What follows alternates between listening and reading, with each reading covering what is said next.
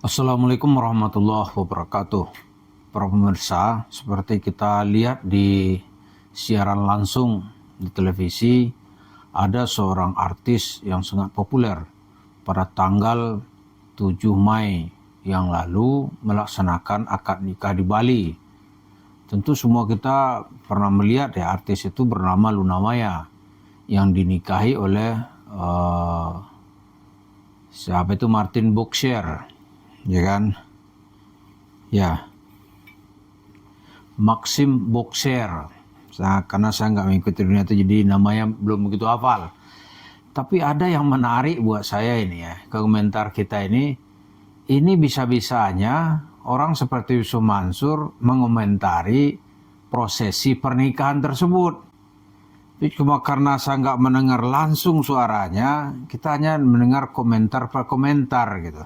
Ada yang bilang sah dan nggak sah karena ada jeda.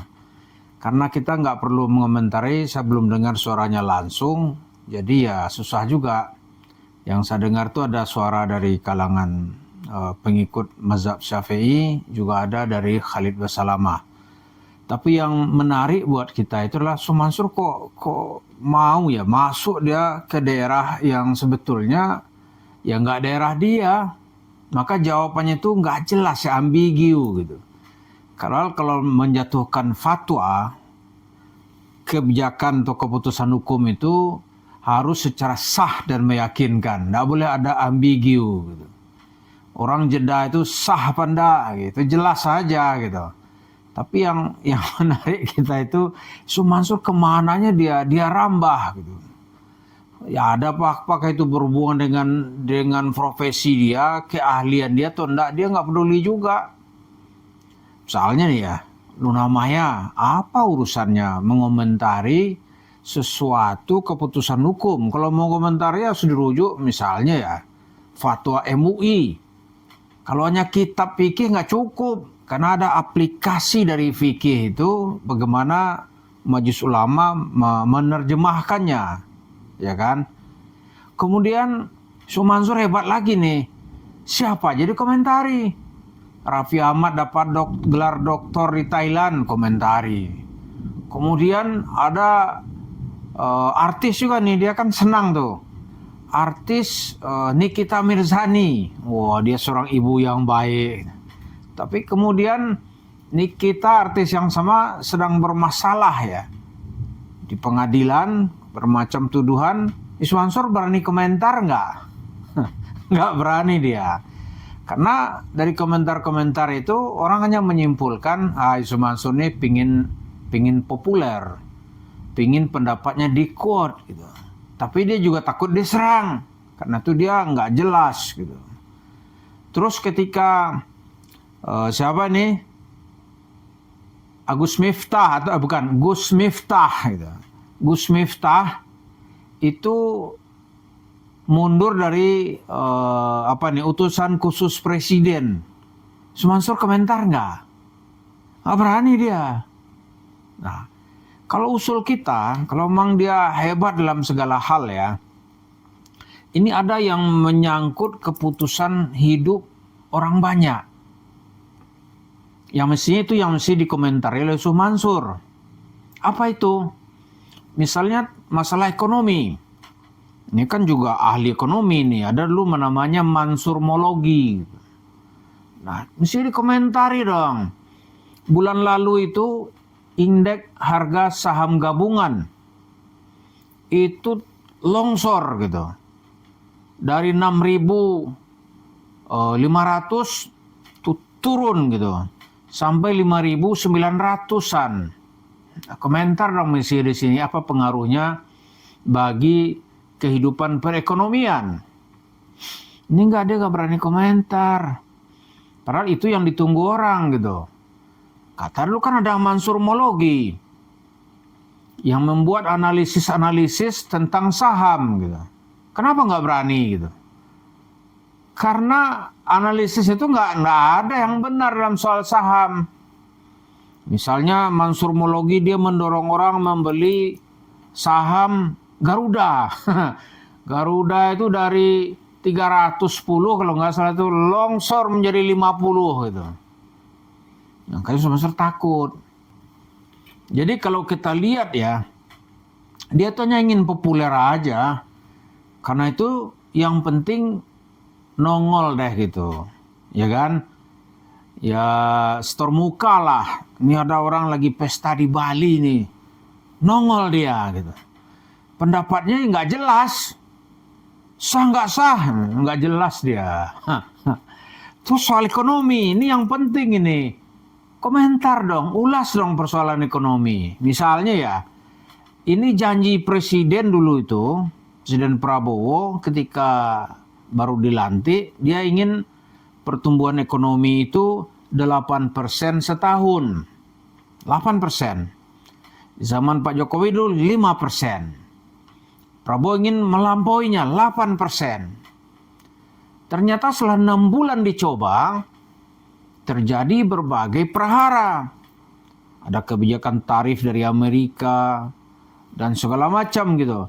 Sampai sekarang ternyata yang disepakati oleh IMF, ekonomi Indonesia itu baru bisa tumbuh itu 4,7%. Lah yang 3,3 gimana? Dan apa pengaruhnya bagi lapangan pekerjaan? Kenapa sekarang tuh terjadi PHK massal di mana-mana gitu? Mansur komentar dong. Ya itu baru hebat. Ada analisis gitu. Ini yang nggak penting dikomentari. Ini yang penting nih. Bagaimana ini berbicara sama Tuhan kan gitu. Katanya dia kan bisa bicara sama Tuhan. Bicaralah. Aneh udah bicara sama Tuhan misalnya nih. Kata Tuhan nggak apa-apa gitu. Sabar aja misalnya kan. Atau misalnya komentar nih. Aneh udah jumpa Nabi Muhammad semalam. Kata Nabi Muhammad harus hemat. Misalnya kan ya bohong-bohong lah. Tapi ada komentarnya tentang ekonomi. Ini dia nggak berani komentar soal-soal begitu. Kenapa? Takut dihujat.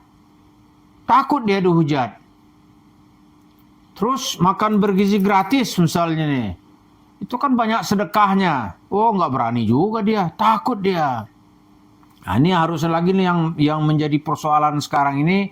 Soal angka kemiskinan. Ya kan? Kata pemerintah orang miskin hanya sekitar 20 juta orang. Kata IMF enggak. Orang miskin di Indonesia itu masih ada 170 juta orang. Jauh kan? Nah, coba dong Mansur sebagai seorang apalah, dia kan cendekiawan katanya nih. Tokoh yang bisa bicara sama Tuhan. Komentar dong. Apa pendapatnya gitu. Biar kita mengambil istifadah kan gitu kan. Ini enggak perlu dia komentari. Enggak jelas lagi posisinya. Untungnya orang enggak balikan ke dia gitu. Ya kan? Tapi karena pendapatnya enggak jelas, sesama malah juga menyerang dia gitu. Tapi ada hal-hal yang penting bagi 200 juta bangsa Indonesia. Itu soal ekonomi. Nah, misalnya 3,3%, seberapa efeknya bagi kemakmuran bangsa Indonesia gitu. Kan itu perlu itu. Kemudian outsourcing mau dihapuskan oleh presiden gitu. Benar nggak ini bisa dihapuskan? Kalau dihapuskan tuh apa dampaknya kepada investor? Ya toh? Dia bicara misalnya soal premanisme. Ya kalau dia berani bicara itu, orang akan bilang, Anda ini sebenarnya preman berbaju agama. Kan bisa orang bilang begitu. Jadi dia takut juga gitu. Tapi ya soal ekonomi umum, komentarilah. Itu lebih ditunggu orang daripada Anda bicara fikih yang nggak jelas gitu. Kemudian mengomentari tokoh-tokoh yang sebenarnya hanya ingin biar dia tuh numpang, apa ya, kalau bahasa orang Cirebonnya nugor itu numpang goreng gitu. Jadi orang lagi populer dia ikut gitu. Jadi itulah isu Mansur yang makin ditertawakan orang. Ya atau misalnya pengaruh ekonomi ini bagi warung steak and shake gitu. Ini aneh menjadi bikin dia bisa beralasan kan, saya ngembalin duit masyarakat yang saya embat dulu nih, ini terhalang gara-gara kebijakan tarif misalnya. Atau terhalang karena pertumbuhan ekonomi melambat. Dia orang kan bisa terima apa enggak kan ada respon. Ya kalau enggak, orang tetap aja nih, dia ini nilap duit kami, lalu membangun warung steak and shake dan bergembira di atas penderitaan orang-orang miskin. Kan begitu pandang orang kepada Yusuf Mansur, yang tiap hari berbohong dan berdusta, pada saat yang sama membawa suara-suara agama. Itulah Yusuf Mansur yang kita tunggu komentar cerdasnya di dalam membahas persoalan bangsa ini. Terima kasih. Assalamualaikum warahmatullahi wabarakatuh.